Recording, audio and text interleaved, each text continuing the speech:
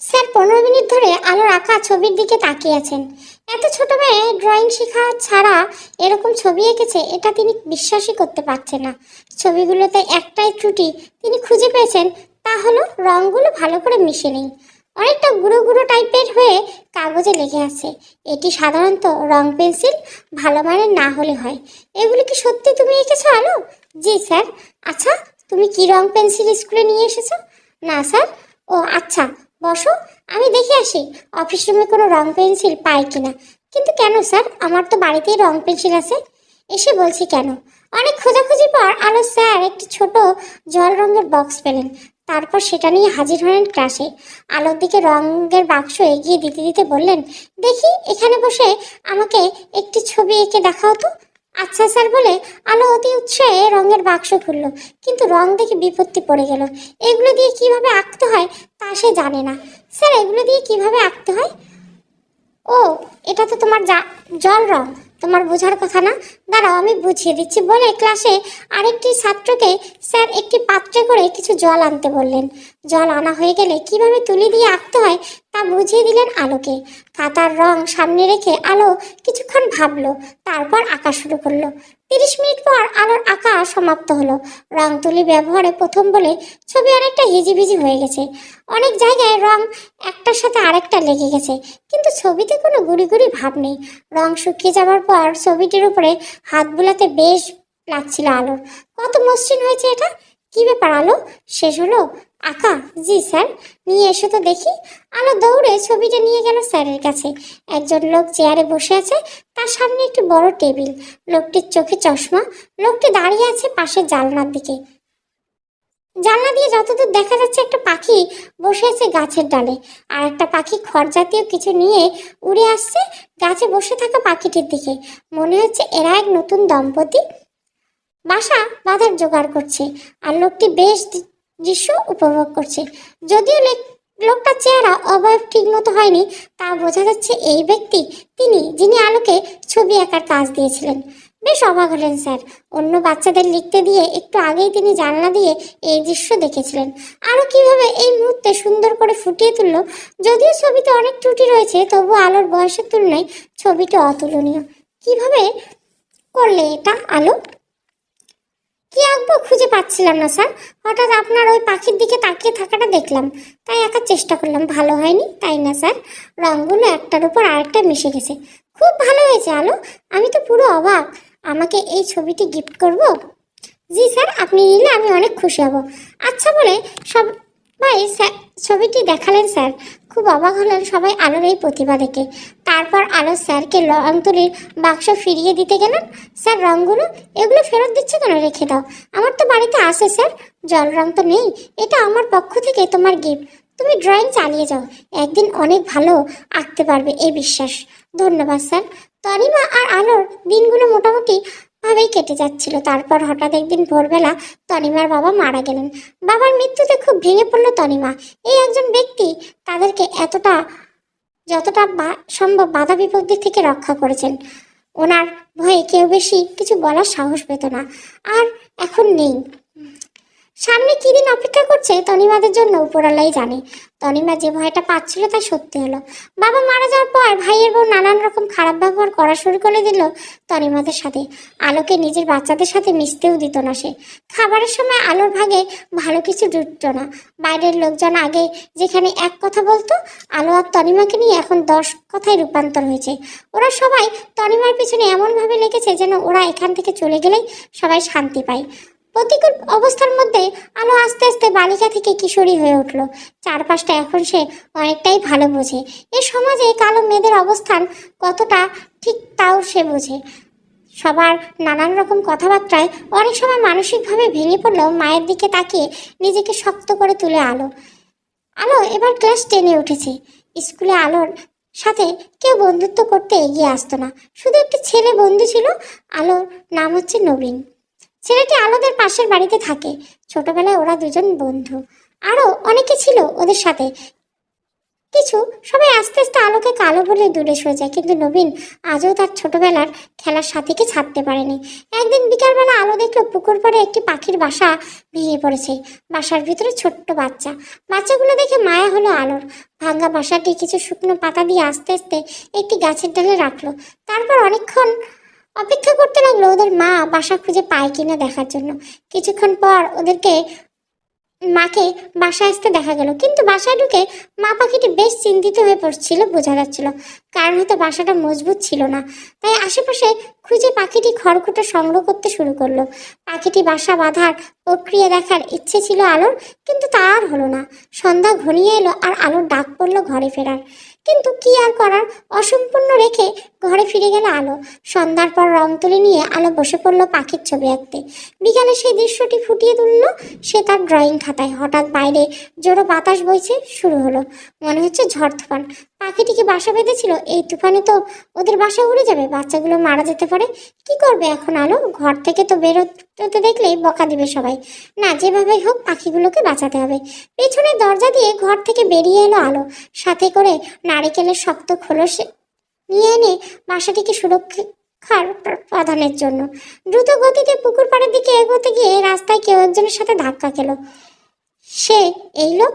ভয় পেয়ে গেল আলো। জায়গাটার গাছগাছালি ভরা, তাই অন্ধকারে কিছু ভালো করে দেখা যাচ্ছে না।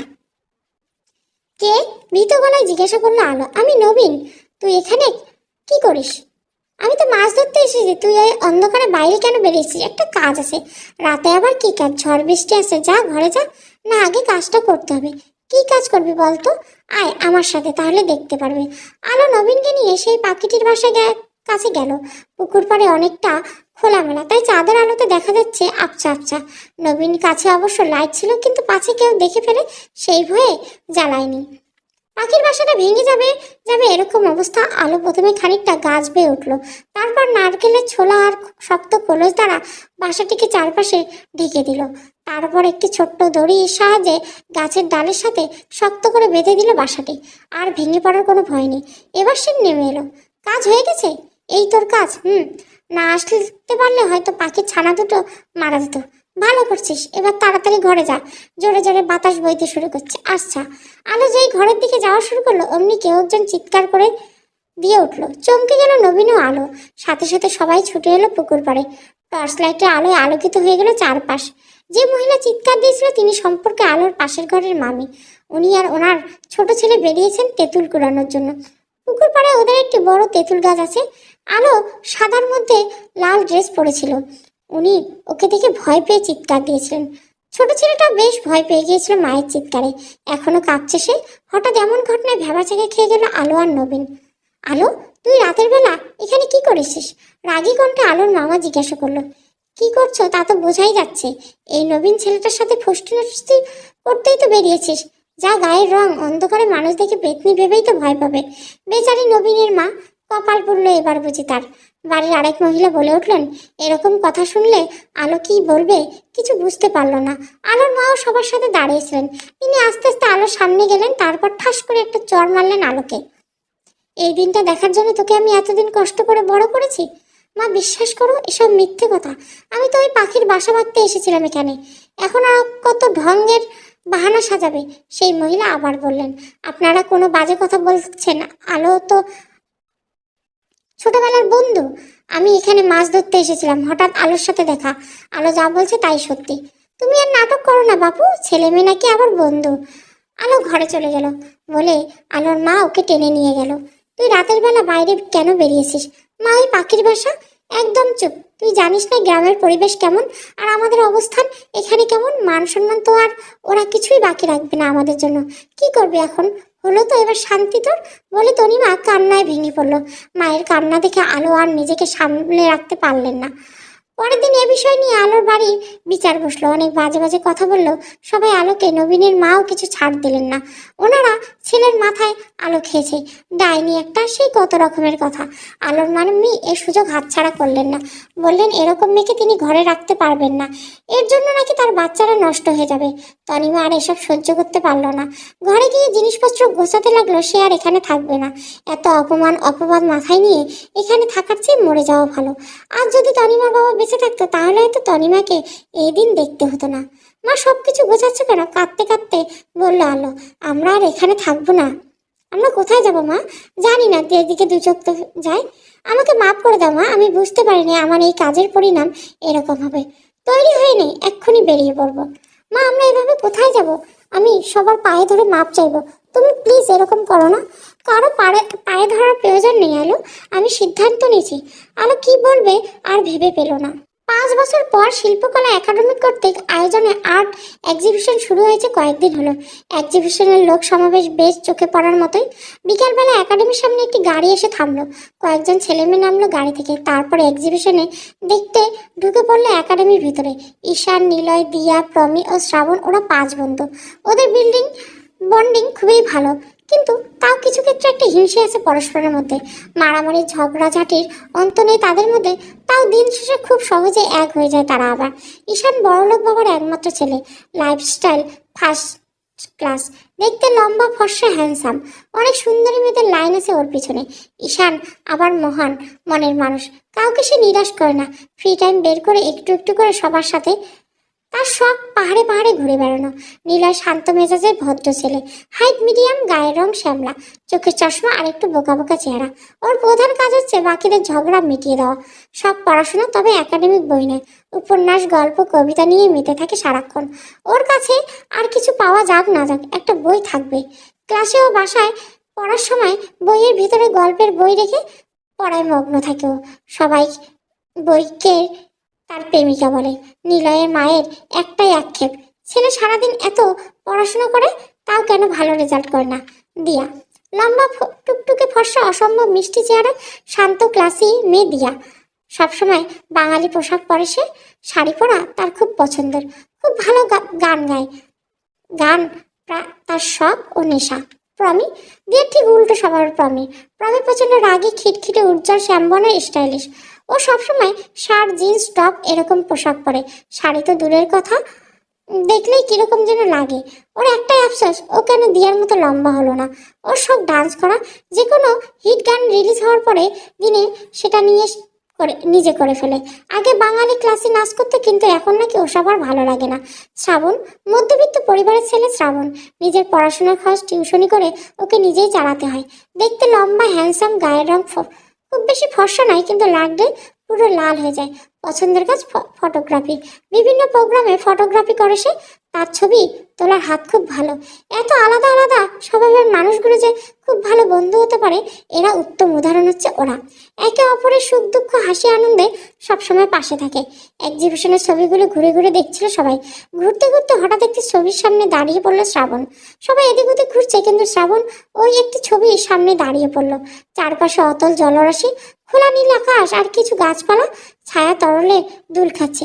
একটু স্বচ্ছ জলের মাঝখানে একটি কালো মেয়ে বিসর্জন, তার মায়াবী মুখখানা অর্ধেক এর বেশি জলের নিচে আর একটুখানি উপরে ভাসছে। লম্বা খোলা চুল ছাড়িয়ে পড়েছে জলের মধ্যে, লাল রঙের শাড়ির আঁচলে ভাসছে। তার চোখ দুটো লাল হয়ে গেছে, মনে হচ্ছে আস্তে আস্তে জলে তলিয়ে যাচ্ছে সে। কিরে শ্রাবণী, এক দৃষ্টিতে কি দেখছিস? প্রমির ডাকে ঘোর কাটলো শ্রাবণের। এতটাই প্রাণবন্ত ছবি ছিল যে ছবিটি শ্রাবণের ঘোর লেগেছিল। মনে হচ্ছে যেন ক্যামেরায় তোলা কোনো কেউ এত নিখুঁতভাবে ছবি আঁকতে পারে, এই ভেবে অবাক হচ্ছে। ছবিটা দেখে কি প্রাণবন্ত লাগছে না তাই? আমি ছবি অত শত বুঝি না, তবে ছবিটা সুন্দর। মেয়েটা সুন্দর হলে আরো ভালো হতো। বেশ কালো লাগছে। সুন্দর, তুই কি বুঝিস? না, আমি কিছু বুঝি না, তুই বুঝিস। যত সব ঢং, কালোকে নাকি সুন্দর বলতে হবে। এবার কিন্তু বাড়াবাড়ি করছিস প্রমি। বাবা, তোর তো ভালো লেগেছে, মেয়েটার প্রেমে পড়ে গেলি নাকি? হা হা। প্রবীর হাসিতে রেগে লাল হয়ে গেল শ্রাবণ। কি বলবে আর খুঁজে পাচ্ছে না। কি হলো, তোরা আবার ঝগড়া শুরু করলি? নিলয়, ঝগড়া কিসের? ছবিতে মেয়েটাকে কালো বলায় শ্রাবণের ফেটেছে, প্রেমে পড়েছে হয়েছে বেচারা। হা হা। প্রমি, এবার কিন্তু শ্রাবণ হয়েছে, থাম তোরা। আর প্রমি, সবকিছুতে এরকম ফাজলামি করিস কেন? ছবিটা সত্যিই সুন্দর। নিলয়, হ্যাঁ হ্যাঁ বুঝেছি, সব ভালো মানুষ, আর আমি কিছু বললেই ফাজিল। দুজনে একটি ছবিতে ডুবে ডুবে পানি খা, আমি গেলাম বলে রেগে চলে গেল প্রমি। ছবিটা ইন্টারেস্টিং নয় নিলয়? হ্যাঁ, নিখুঁত আঁকা। কালো মেয়েকে এত সুন্দর করে ফুটিয়ে তুলতে আমি প্রথম দেখলাম।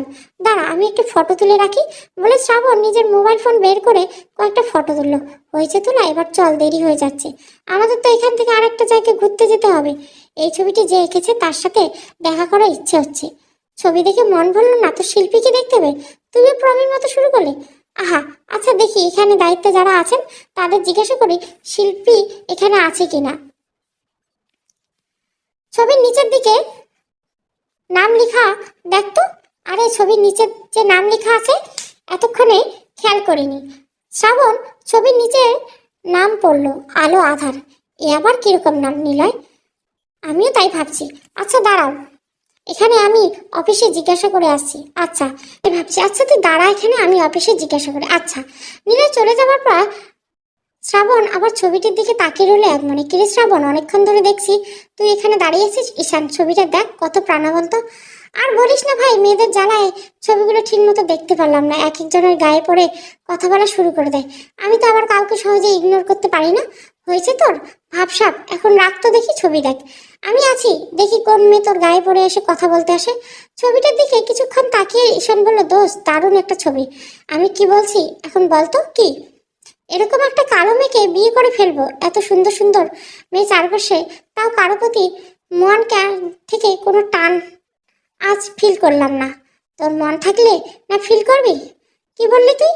আমার এত মহান মনকে তুই অপমান করলি? যা, আমি তোদের দেখিয়ে দিব একদিন ঈশানকে জিনিস। আহা, দেখা আছে আমার। মজা নিস না, আমাদের লেট হয়ে যাচ্ছে। নিলয় কোথায়? ও আর্টিস্টের খোঁজ করতে গেছে। বাহ, ছবি দেখতে দেখতে এখন তোরাকে এঁকেছে তাও খুঁজতে শুরু করে দিলি। এই ছবি সত্যি অন্যরকম, তাই দেখার ইচ্ছে সেই প্রতিভাবান ব্যক্তিকে। ও আচ্ছা, তা দেখি তো শিল্পীর নাম কি?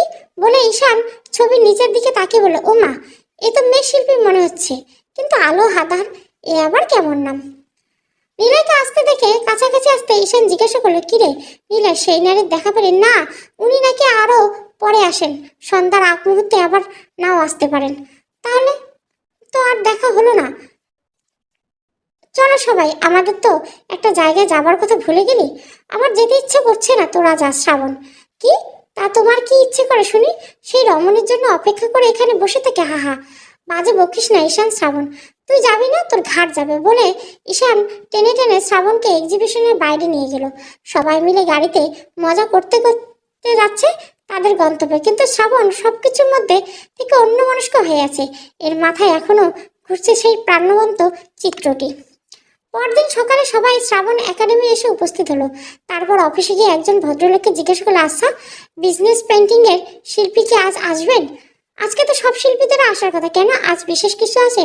হ্যাঁ, আজকে সেকেন্ড রাউন্ডে পেন্টিং গুলো পৌঁছে তার ফলাফল ঘোষণা করা হবে। তা কখন ঘোষণা করা হবে? বিকেল 4টায়। আচ্ছা ধন্যবাদ। যাক, 4টায় দেখা পাওয়া যাবে শিল্পীর ছবি আর ওই আলো আধারের নামের রহস্যটা খুঁজে বের করতে হবে। শ্রাবণ ক্যামেরা নিলে বেরিয়েছিল আজ, তাই ভাবলো মাঝখানে সময় ফটোগ্রাফি করে কাটানো যাক। যে কোনো সুন্দর দৃশ্য ক্যামেরায় বন্দি করতে এক্সপার্ট।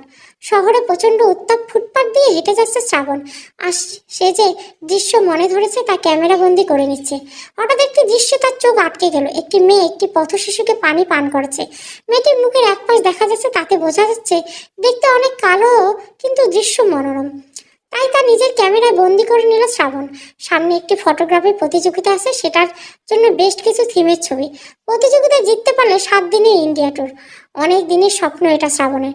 ঈশান কিছু দিন পর পর বাইরে বিভিন্ন দেশে ঘুরতে যায়। এসব দেখে হিংসা হয় শ্রাবণের। তার নিজের সেরকম কোনো সামর্থ্য নেই, তাই এই প্রতিযোগিতাকে ঘিরে তার এত স্বপ্ন।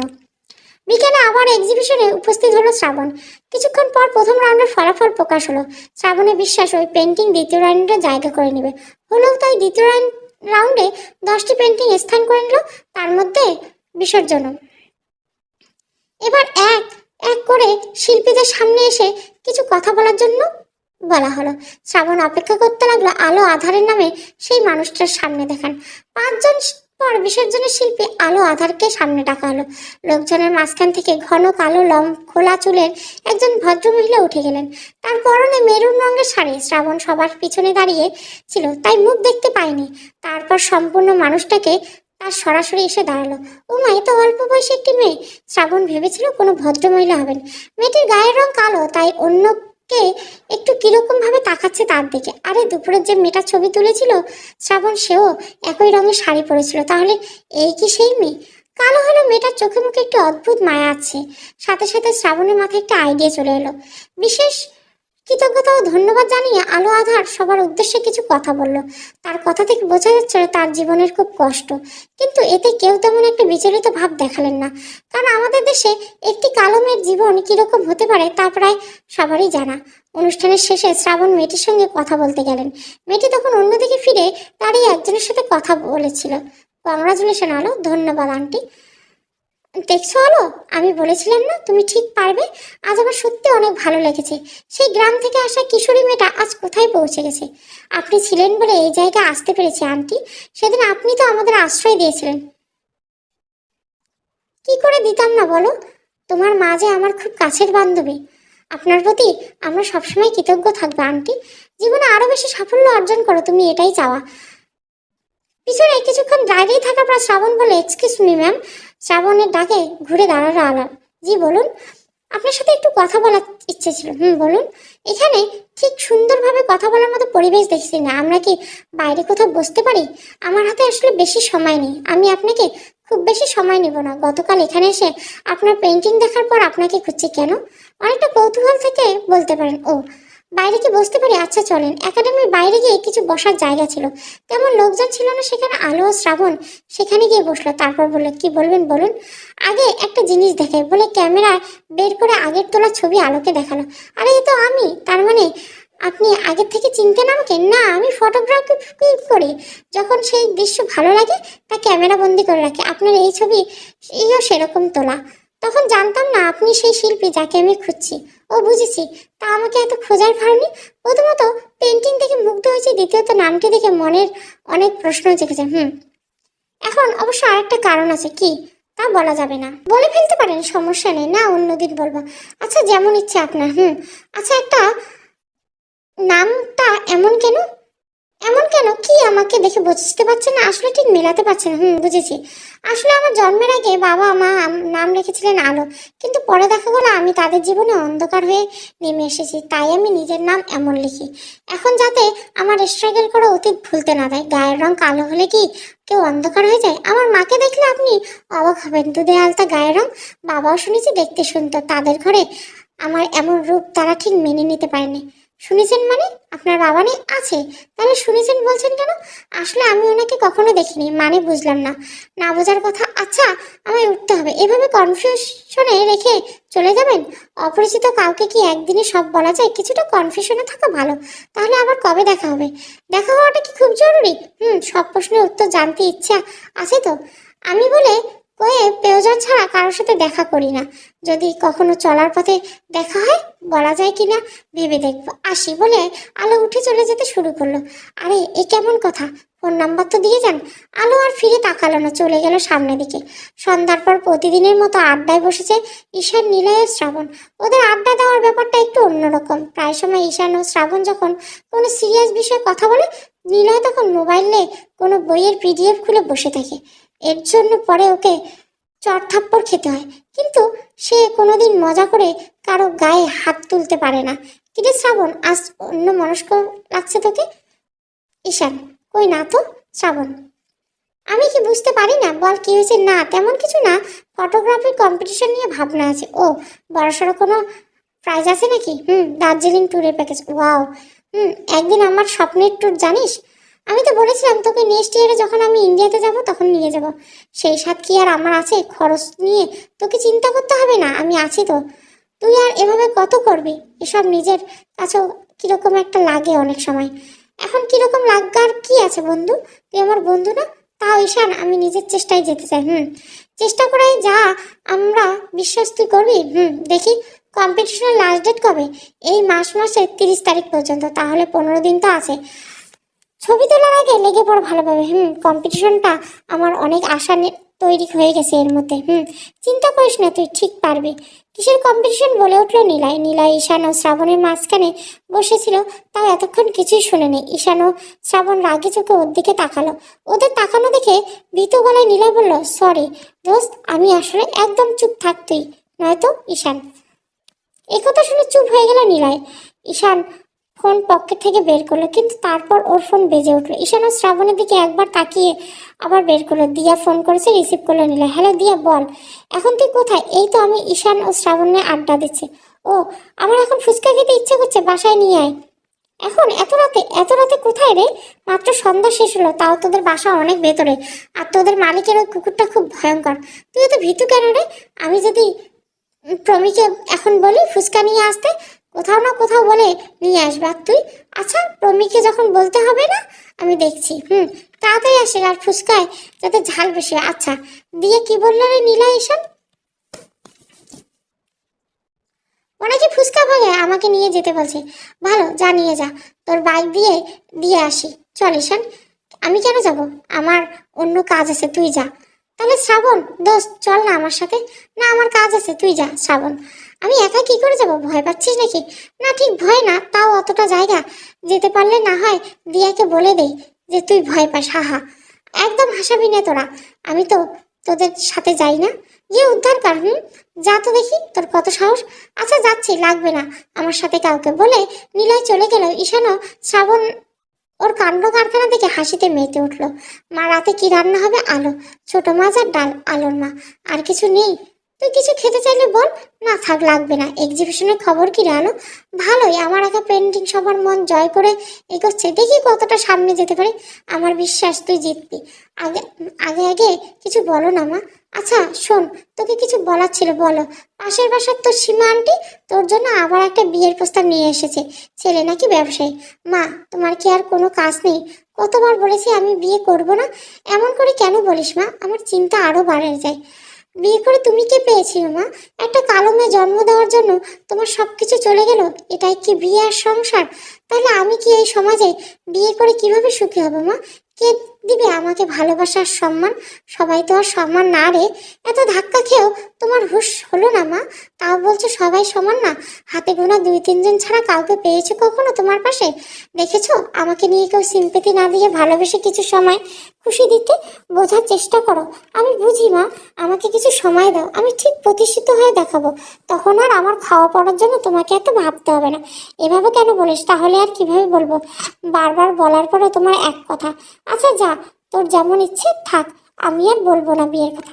সেই ভালো।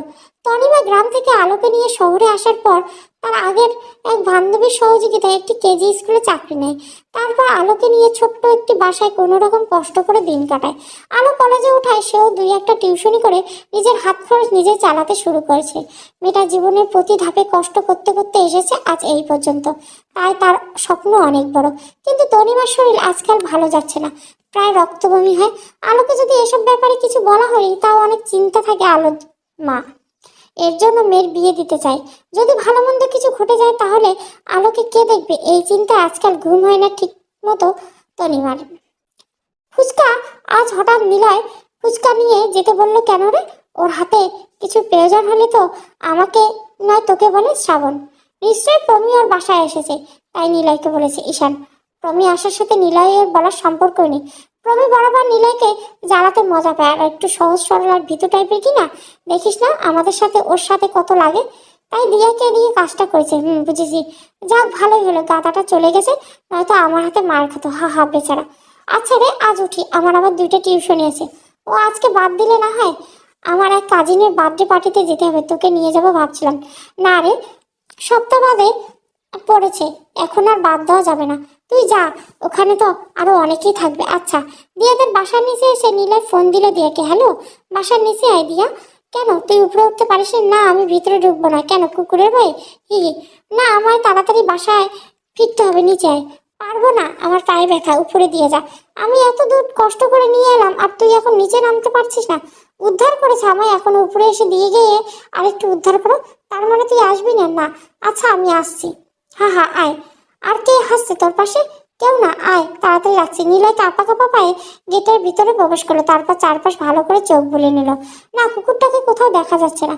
মনে জোর পেল নিলয়, এগিয়ে গেল সিঁড়ির দিকে। কিন্তু যেই সিঁড়িতে পা, অমনি এক পাশ থেকে ঘেউ ঘেউ করে ডেকে উঠলো কুকুরটা। ভয়ে বুক শুকিয়ে গেল নিলয়। এক ছুটে 3 তলা পৌঁছে গেল, তারপর হাঁপাতে হাঁপাতে দিয়ার বাসায় কলিং বেলে চাপ দিল। সন্ধ্যার পর চা বিস্কুট খেয়ে পড়তে বসেছে আলো, কিন্তু আজ পড়াতে মন বসছে না। মেজাজটা কেমন যেন গরম গরম লাগছে।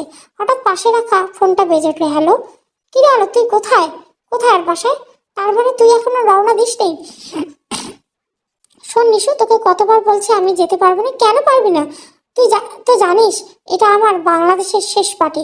কদিন পর আমি আমেরিকায় চলে যাব, সবাই একসাথে নিয়ে সময় কাটাতে চাইছি। সবাই তো যাচ্ছে তাই না, আমি একজন না গেলে কিছু হবে না। এমন করে বলছিস, তোকে আসতে হবে জানিস। আজকে সবাই তোকে এক্সপেক্ট করেছে পার্টিতে, আর আমি সবাইকে বলে দিয়েছি তুই আসবি। প্লিজ না করিস না। হঠাৎ সবাই আমাকে আশা কেন করছে? ওমা, তুই তো এখন সেলিব্রিটি হতে চলছিস রে আলো। ফালতু কথা বলিস না, ওসব এখন দূরের কথা। দূরের না, কাছের। আজ এলে বুঝতে পারবি। আয় না প্লিজ। কেন বুঝতে পারছিস না? আমাকে ওসব জায়গায় মানায় না। কেন মানায় না শুনি? তুই একবার আয়, তারপর দেখ। মেয়েটা এত করে যখন বলছে, যা না রে আলো। পাশ থেকে আলোর মা বলছে, আচ্ছা দেখছি। দেখছি না, তাড়াতাড়ি। আর ফেরার চিন্তা করিস না, আমি না হয় তোকে গাড়ি করে পৌঁছে দেবো। আচ্ছা রাখ, ওকে। দিয়ার মা বাসার দরজা খুলে দেখলো নিলয় খুব হাঁপাচ্ছে। কিরে হলো বাবা, এরকম করছো কেন? না মানে আন্টি, ওই কুকুর। বুঝেছি, আসো আসো, ভিতরে আসো। নিলয় ভেতরে ঢোকার পর দিয়ার মা এক গ্লাস পানি এনে দিলেন। নিলয় এক নিঃশ্বাসে পুরোটা শেষ করে ফেলল। নিলয় এই অবস্থা দেখে প্রমি হাসছিল। ওদের হাসি দেখে দিয়ার মা ওদেরকে ধমক দিয়ে বললেন, থাম তোরা, ছেলেটা কত ভয় পেয়ে গেছে আর তোরা মজা নিচ্ছিস। বাচ্চা ছেলে ভয় না পেলে বড় হবে কিভাবে আন্টি? বলে প্রমি আবারও হেসে উঠল। প্রমির হাসি দেখে গা জ্বলে গেল নিলয়। বুঝতে বাকি রইল না সবকিছু প্রমি করিয়েছে। আন্টি, আমি তাহলে এখন যাই? নিলয়, সে কি, সবাই তো এলে, চা নাস্তা করে যাও। না না, লাগবে না, আমার তাড়া আছে। ভাব দেখাস না, ওকে? বস চুপচাপ। কেমন ফুচকা এনেছিস আগে খেয়ে দেখি, বুঝতে হবে তো। প্রমি, ফুচকা তো ফুচকা, এতে বোঝার কি আছে? দাঁড়াও, বুঝবি। দিয়ে প্লেট নিয়ে আয় তো, ফুচকা রেডি করবো। দিয়ে রান্নাঘর থেকে প্লেট নিয়ে এলো, তারপর ফুচকাগুলো রেডি করলো। বেশি বেশি মরিচ দিয়ে এলো সব কটাতে। তারপর একটি নিজের মুখে দিয়ে বললো, কি রে, এগুলোতে তো কোনো ঝাল নেই। কি আনলি এসব? এত মরিচ, তাও বলছিস ঝাল নেই? নিলয়, নে তুই একটা খেয়ে দেখ বলে নিলয়ের দিকে ফুচকা প্লেট এগিয়ে দিল প্রমি। না, আমি এসব খাই না। কি খাও না তাই না? ক্যাম্পাসকে খিলে তাহলে আমাদের সাথে। আমি ঝাল ছাড়া খাই, এগুলো ঝাল নেই বলছি, খেয়ে দেখ সত্যি। প্রবীর কথায় নিলয় একটু ফুচকা মুখে নিল, অমনি ঝালে মুখ পুড়ে জ্বলে গেল। রাত 12টা বাজে। নিশুদের সারা বাড়ি আলো ঝকমক। নিশু খুব গর্জিয়াস ভাবে সেজেছে আজ। নীল রঙের জমকালো গ্রাউনের সাথে সাদা রঙের ডায়মন্ড কাট নেকলেস এতটাই সুন্দর লাগছে তাকে যে যে কেউ প্রেমে পড়তে বাধ্য। অতিথিরা আসতে শুরু করছে। নিজের সকল ফ্রেন্ডদের আর আত্মীয়দের শুধু ইনভাইট করছে নিশু। গেটে দাঁড়িয়ে সবাই নিজে স্বাগত জানাচ্ছে। 8:30টার মধ্যে মোটামুটি সবাই এসে পড়েছে, কিন্তু আলো এখনো এলো না। এতবার বলার পরও কি আসবে না, এটা ভেবে মনটা কিছু খারাপ হলো নিশুর। শুভ জন্মদিন ডিয়ার সিস্টার। একটি প্যাকেট নিশুর দিকে বাড়িয়ে দিল ঈশান। ধন্যবাদ ভাইয়া, আসতে এত দেরি হলো যে? রাস্তায় জ্যামের কারণে একটু দেরি হলো, তা বুঝেছি। তোর মুখটা শুকনো লাগছে কেন? কারো পথ চেয়ে বসে আছিস? আমার একজন ফ্রেন্ড আসার কথা, অনেকবার বললাম কিন্তু এখনো এলো না। আসবে, চিন্তা করিস না, হয়তো জ্যামে আটকা পড়ে গেছে। একটা কল করে দেখ। আচ্ছা দেখছি। আলোর নাম্বার ডায়াল করলো নিশু। উপাস থেকে ফোনটা কেটে দিল আলো। আবার মুখ কালো হয়ে গেল নিশু। কি হলো রে ঈশান? ফোনটা কেটে দিল। কার এত বড় সাহস আমার বোনকে কষ্ট দেয়? তুই বাসার ঠিকানা দে, আমি গিয়ে নিয়ে আসছি। না না, এমন করে যাবে না, আরো বেশি রাগ করে ফেলবে নিশু। পরেরটা দেখা যাবে, তুই ঠিকানাটা দে ঈশান। হঠাৎ নিশুর মুখে হাসি রেখে ফুটতে লাগলো। কিরে নিশু, কি হলো? ঈশান, ওই তো আলো এসে গেছে ভাইয়া, তোকে আর কষ্ট করতে হবে না। নিশুর কথায় পিছন ফিরে তাকালো। হালকা আকাশি রঙের সাথে গোল্ডেন পাড়ের একটি শাড়ি পরে কালো রঙের একটি মেয়ে গেটের দিকে এগিয়ে আসছে। শাড়ির সাথে হালকা গহনা পড়েছে সে, কিন্তু সাজটা একদম ন্যাচারাল, কোনো রকম কৃত্রিমতা তার মধ্যে বোঝা যাচ্ছে না। আজকাল তো ফর্সা মেয়েরা কিসব ক্রিম পাউডার মেখে নিজেদেরকে আরো ফর্সা করার প্রতিযোগিতা লেগে যায়। সেখানে এরকম কিছু সত্যি আশ্চর্যজনক। মেয়েটা যত কাছে আসছে ততই লাবণ্য আর স্পষ্ট হয়ে যাচ্ছে ঈশানের কাছে। চুলগুলো তার খোপা করা, সেই খোপায় বেশি ফুলের মালা জড়ানো। প্রথমে মনে হয়েছিল ফুলগুলো কৃত্রিম, কিন্তু চারিদিকে সুবাস বলে দিচ্ছে মেয়েটির মতো এগুলোও ন্যাচারাল। আর একটু কাছে আসতে চোখ দুটো স্পষ্ট হয়ে যাচ্ছে। ঈশানের মনে হচ্ছে এত সুন্দর চোখ এর আগে সে কখনো দেখেনি। গাঢ় কাজল সেই চোখের সৌন্দর্য আরো কয়েক গুণ বাড়িয়ে তুলছে। এরকম চোখ যেন ডুবে যেতে ইচ্ছে করছে ঈশানের। নিজ ভাবনায় নিজে অবাক হচ্ছে ঈশান। তার আশেপাশে প্রতিনিয়ত কত সুন্দরী মেয়ে ঘোরাঘুরি করে, আর সে কিনা এই কালো মেয়েটা প্রথম দেখায় ওর প্রতি এত অনুভূতি, ভালো লাগা খুঁজে পাচ্ছে, যার সন্ধান সে অনেকদিন ধরে করেছিল। ভাইয়া, এ হচ্ছে আলো, আমার বান্ধবী। আর আলো, এ হচ্ছে ঈশান ভাইয়া, যার কথা আমি প্রায় তোর সাথে গল্প করতাম। নিশুর কথায় ঘোর কাটলো ঈশানের। একদম সামনে দাঁড়িয়ে আছে এখন মেয়েটি। তার কিরকম একটা লাগছে ওর যেন। তা নিজেকে সামলে নিশুকে বলল, ও আচ্ছা, তিনি যার আমার মিষ্টি বোনটাকে এতক্ষণ মন খারাপ করে রেখেছিল। ঈশান, নিশু, আচ্ছা, তুমি একটু আগে বললি আমার কথা গল্প করতে, মানে কি? মানে আর কি, বুঝতেই তো পারছো আশা করি। নিশু বলতে গেলে আপনার ভক্ত। আপনার সব কিছু, সব কাজ ওর কাছে ঠিক মনে হয় এরকম সুপার হিরো টাইপের।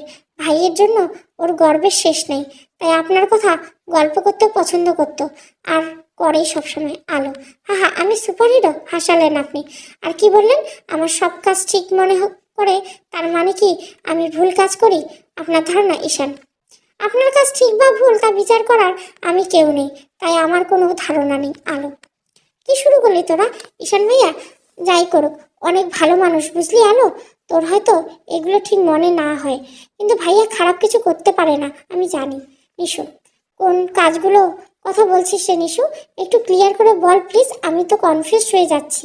ঈশান ঈশান কথা শেষ না করতেই নিশুর অন্য বান্ধবীরা এসে তাকে ঘিরে ফেললো আর বলতে শুরু করলো, আপনি ঈশান ভাইয়া তাই না? ওয়াও, আপনার কথা দেখা করার ইচ্ছা ছিল, আজ পূরণ হলো। আর একজন বলে উঠলো, আমার সাথে একটি সেলফি উঠবে প্লিজ, এদিকে চলে আসো তো। এই পরিস্থিতিতে ঈশানের সাথে নতুন কিছু করছে এমন কিছু না, অন্য সময় এরকম এনজয় করতো, কিন্তু আজ তার খুব অস্বস্তি লাগতে বারবার আলোর দিকে তাকাচ্ছে। আলো তখন বলে উঠলো, জানতে চাইছিলেন না কোন কাজ? এই কাজটার কথাই হচ্ছিল। যাই হোক, এনজয় করুন, চল নিশু বলে আলো ভেতরের দিকে চলে গেল। পরপর 3 গ্লাস পানি খেয়েও ঝাল কমলো না নিলয়ের। দিয়ার মা দিয়া আর প্রমিকে এর জন্য বকাবকি করছে, এতে দিয়ার একটুও খারাপ লাগলো না। পমির এরকম কোনো অনুভূতি কাজ করলো না। নিলয়ের অবস্থা থেকে সে মজা পাচ্ছে। দিয়া আর মা 1 গ্লাস দুধ নিয়ে এসে নিলয়কে বলল, এটা খা বাবা, তাহলে ঝাল কমবে, নে খেয়ে নে, এটাই তোর জন্য পারফেক্ট। হি হি, প্রমি বলে উঠলো। প্রমি এখন কিন্তু বাড়াবাড়ি করছে, যা ভেতরে যা, বলে উঠলো দিয়া। প্রমির কথাটা শুনে না শোনার ভান করে রইল। দুধ খাওয়ার পর আস্তে আস্তে ঝাল কমলো নিলয়ের। তারপর সে দিয়ার মার কাছ থেকে বিদায় নিয়ে বেরিয়ে এলো বাসা থেকে। দিয়ার মা ওর পিছন পিছন। তুমি রাগ করো না বাবা, জানোই তো প্রমি এরকম, কি আর বলবো ওকে, দিয়া নিজের থেকে করলে আমি ঠিক ওকে শাস্তি দিতাম। দিয়ার মা: না আন্টি, ওদের কিছু বলার প্রয়োজন নেই, আমরা বন্ধু তো, তাই ওরা একটু বেশি বেশি করে ফেলে, আমি কিছু মনে করি না। নিলয়: আচ্ছা বাবা, আমি তোমাকে গেট পর্যন্ত এগিয়ে দিই, নয়তো আবার কুকুর তাড়া করবে। নীলা আর কিছু না বলে সিঁড়ি দিয়ে নামতে লাগলো। একটা টিউশন শেষ করে পরেরটার উদ্দেশ্যে হাঁটছে শ্রাবণ। মাথায় তার ফটোগ্রাফি চিন্তা, আর সাথে সে আলো আধারের নামের বিষয়টা কৌতূহল। শ্রাবণ ভেবেছিল মেয়েটাকে নিয়ে একটু ভিন্ন থিমের ফটোগ্রাফি করবে, কিন্তু কোনো কন্ট্যাক্ট নাম্বার তো সে দিয়ে গেল না, কোথায় পাবে তাকে আবার? এক্সিবিশনে গেলে পাওয়া যাবে, কিন্তু সে রাজি হবে কিনা শ্রাবণের প্রস্তাবে? এসব চিন্তা ঘুরপাক খাচ্ছে শ্রাবণের মাথায়। কাল আরেকবার এক্সিবিশনে যাবে বলে ঠিক করলো শ্রাবণ। আগে মেয়েটার সাথে বন্ধুত্ব করতে হবে, তারপর ফটোগ্রাফির প্রস্তাবকে দিতে হবে। কোনো রকমের মেয়েগুলোর মধ্যে থেকে নিজেকে ছাড়িয়ে ভিতরে এলো এশান। তারপর উঠে গেল ছাদে। নিশুর বাসার ছাদেই পার্টির ব্যবস্থা করছে। ছাদটা ফুলে রং বেরঙের বাতি খুব সুন্দর করে সাজানো হয়েছে। তারপর চারিদিকে খুঁজতে শুরু করলো আলোকে। মেয়েটা ওর সম্পর্কে ভালো ধারণা নেই সেটা বুঝতে পেরেছে, কিন্তু ওর যা ধারণা তাও পুরোপুরি সঠিক নয়। নিশু যা বলেছিল তাই ঠিক। ঈশান যাই করুক কারো কখনো ক্ষতি করে না, এটা কি বুঝবে মেয়েটা? হঠাৎ ছাদে এক কোণে আলোকে দেখতে পেল। সে একাই বসে আছে। মেয়েটা আস্তে আস্তে সেদিকে এগোতে শুরু করলো ঈশান, কিন্তু তার অনেকটা নার্ভাস লাগতে। একটা মেয়ের সাথে কথা বলতে যাওয়ার আগে নার্ভাস লাগার কি আছে বুঝতে পারলো না ঈশান। কই, আগে তো এমন হয়নি কখনো। এক্সকিউজ মি, আমি কি এখানে বসতে পারি? ঈশান: কেন? আলো: না এমনি, আর যদি আপনার অসুবিধা না থাকে তাহলে আমি একটু কথা বলতাম। আমি আগ্রহী নি। ও আচ্ছা, তাহলে যাই, অন্যকে বিরক্ত করা আমার ভালো লাগে। ধন্যবাদ। এরকমটা আশা করেনি ঈশান, কিন্তু গায়ে পড়ে কারোর সাথে কথা বলার অভ্যাস নেই, তাই মুখ ভার করে নেমে গেল ছাদ থেকে। আস্তে আস্তে জমজমাট হয়ে উঠল নিশুদের ছাদ। এক পাশে উচ্চ শব্দে মিউজিক বাজছে, অন্য পাশে রয়েছে অনেক খাবার দাবারের ব্যবস্থা। ছোট ছোট বাচ্চাদের মিউজিকের সাথে নাচছে। আস্তে আস্তে বাচ্চাদের দলে বড়রাও যোগ দিল। সবাই খুব এনজয় করলো প্রোগ্রামটা, কিন্তু আলো সেই এক কোণে বসে আছে। ওর নিজেকে বেমানান লাগছে এই পরিবেশে। বেশিক্ষণ আলো একা বসে থাকতে পারলো না। নিশু এসে তাকে টেনে নিয়ে গেল সবার সামনে। তারা সবাই ঘিরে ফেললো আলোকে। এক্সিবিশনে ওর আঁকা পেন্টিং এর অভিনন্দন জানালো সবাই আলোকে। ভালো লাগার মধ্যে অস্বস্তি খুঁজে পেল আলো। কেউ কেউ অভিনন্দনের সাথে সাথে এমন সব কথা বলছে যা তাকে উপহাস করা বোঝায়। তিতি নামের একটা মেয়ে বলে উঠলো, তুই তো বেশ এগিয়ে যাচ্ছিস রে আলো, এবার দেখ ভালো কোনো ছেলেকে পটাতে পারিস কিনা, তাহলে একটা গতি হবে তোর। কথাটা খুব ইগোতে লাগছিল আলোর, কিন্তু কাউকে কিছু প্রতি উত্তর বললো না সে। নিশু অবশ্য ওকে অনেক বেশি প্রায়োরিটি দিচ্ছিল। নিশুর সাথে আলোর বন্ধুত্ব বেশি দিনের আগের না, প্রথম দিকে নিশু ভুলেও আলোর সাথে কথা বলতো না, এড়িয়ে চলতো। নিশুর চলাফেরা ছিল বেশি অ্যাডভান্স টাইপের ছেলে মেয়েদের মতো। ওদেরকে যে বন্ধু বিশ্বাসী মনে করতো, কিন্তু একদিন দেখা দিল ওদের আসলে খুব বড় একটা বিপদে পড়লো। বিপদটা ছেলে ঘটতো, একটা গুন্ডা ছেলে নিশুর পিছু নিয়েছিল। নিশু তাকে অপমান করায় একদিন ছেলেটা দলবল নিয়ে নিশুকে রাস্তা আটকে ফেলে। তখন নিশুর সেই বন্ধুরা নিশুকে সাহায্য না করে নিজেদের বাঁচাতে পালিয়ে যায় পেছন থেকে। সেদিন খুব ভয় পেয়ে গেছিল নিশু। আলো তখন সেই রাস্তা দিয়ে যাচ্ছিল আর নিশুকে অমন অবস্থায় দেখতে পায়। সাথে সাথে আলো পুলিশে ইনফর্ম করে বিষয়টি, তারপর নিশুর কাছে গিয়ে ছেলেদের কাছ থেকে নিশুকে বাঁচানোর চেষ্টা করে। রাস্তা তখন পুরো ফাঁকা ছিল, মানুষজন ছিল না আশেপাশে যে সাহায্য করার মতো। আর দুই একজন আসলেও তারা নিজেদের এসবে জড়াতে আসেনি। সেদিন সময় মতো পুলিশ ঘটনাস্থলে পৌঁছাতে পারায় ক্ষতি হয়নি আলো ও নিশু। সেদিন থেকে আগের বন্ধুত্ব ছেড়ে দিয়ে আলোর সাথে মিশতে শুরু করেছিল নিশু। আস্তে আস্তে তারা দুজন ভালো বন্ধু হয়ে যায়। বাসায় ফিরে নিলয় ওর ঘরে দরজা আটকে বসে আছে, খুব কষ্ট পেয়েছে। জিয়া ও প্রমি ওর সাথে এমন করতে পারে তা সে ভাবেনি। নিলয়ের মা 2-3 বার এসে ডাকলেন ওকে, কিন্তু তাও দরজা খুললো না নিলয়। চুপচাপ বসে রইল বিছানায়। কিছুক্ষণ পর পাশে রাখা মোবাইল বেজে উঠলো। নিলয় ফোনের দিকে তাকিয়ে দেখে দিয়া কল করছে। রিসিভ না করে নিলয়, নিশ্চয় আবার ওরা উল্টো পাল্টা কথা শুনিয়ে মজা নেবে। একটানা ফোনটা বেজেই চলছে, এই নিয়ে 5 বার। নিলয় না পারছে কলটা কাটতে, না পারছে ধরছে, তাও অবশেষে কলটা রিসিভ করলো সে। হ্যালো, এতক্ষণ রিসিভ করছিলি না কেন? দেখতে পাইনি। মিথ্যে কথা বলিস না, তোর গলাটা এরকম ভার ভার লাগছে কেন? কিছু হয়নি। বেশি রাগ হচ্ছে? জানি না, সরি ইয়ার। তোর এতটা ঝাল লাগবে আমি বুঝতে পারিনি। সবকিছু প্রমিস হয়নি, সমস্যা নেই। কেন সমস্যা থাকবে না? আমি ওকে খুব বকে দিয়েছি, এখন তোকেও সরি বলবে, তার কোনো প্রয়োজন নেই। এত ভাব ধরিস না ওকে। নে প্রমির সাথে কথা বলবো না। প্রমির কাছে ফোনটা দিয়ে দিল। হ্যালো প্রমি, বল। রাগ করছিস দোস্ত? না, শিওর তো? কান্নাকাটি করছিস না তো? প্রমি বাড়াবাড়ি করছিস কিন্তু আবার। হ্যাঁ হ্যাঁ, যাক বাঁচা গেল।